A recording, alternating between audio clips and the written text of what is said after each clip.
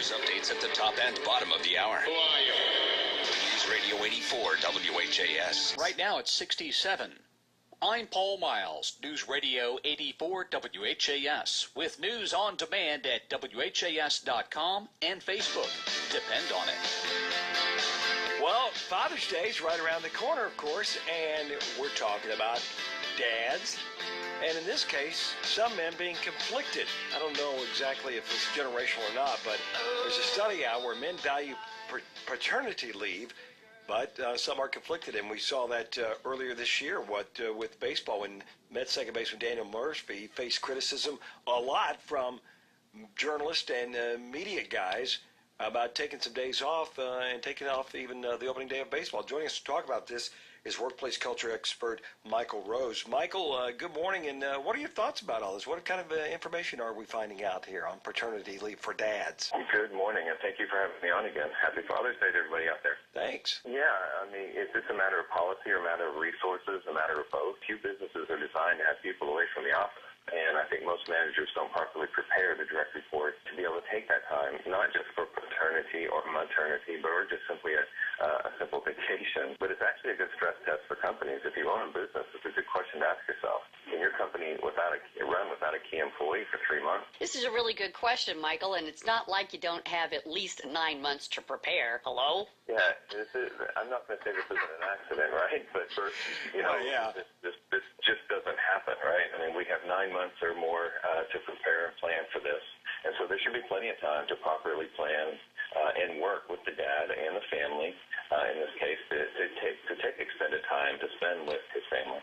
So what are we talking about here? Are we talking about the nature of nurturing by moms, nurturing by dads that kind of come into conflict here? I mean, I could tell you I would feel uncomfortable taking 90 days off for paternity leave, although I took a couple of vacation days when both my sons were born. 68% of dads who took paternity leave took 2 weeks or less.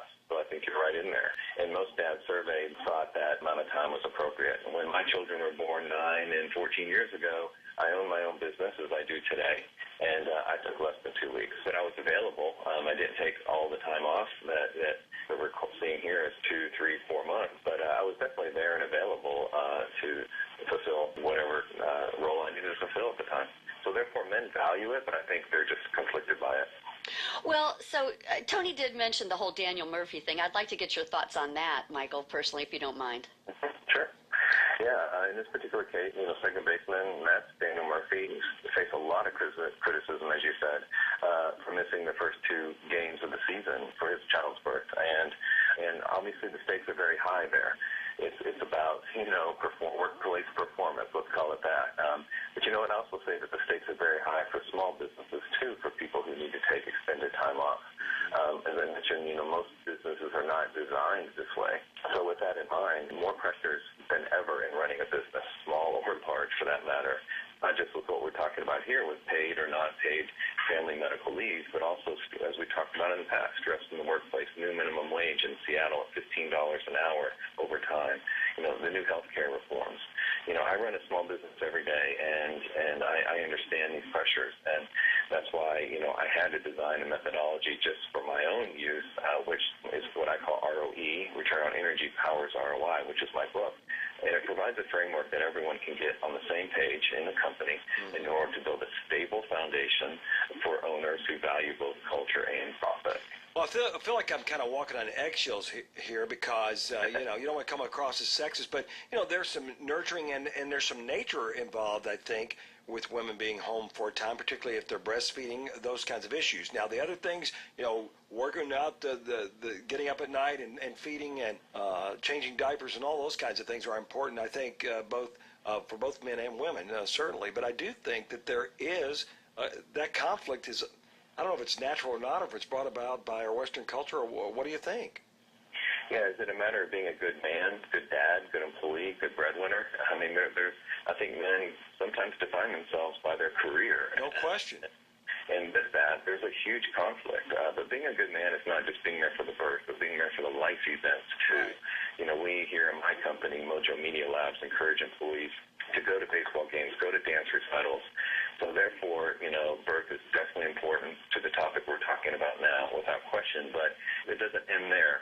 The scary part, quite frankly, is that if we move into a lot of this paid maternity leave, and the Family Medical Leave Act is pretty clear on employees who work at locations of 50 or more employees with a 75-mile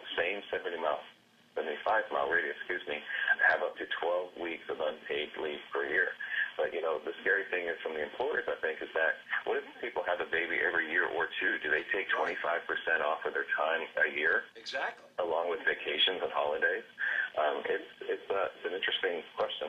Right. It's a bit of a quandary for sure, and maybe a little bit of an overreach there, And, of course, now you got dads that are staying at home, and moms earning the bread, too, so there's that. We're going to need to talk more about this for sure. Michael, I appreciate your time. Thanks, Cindy, as well. Take a break here with the morning team at 84 WHAS.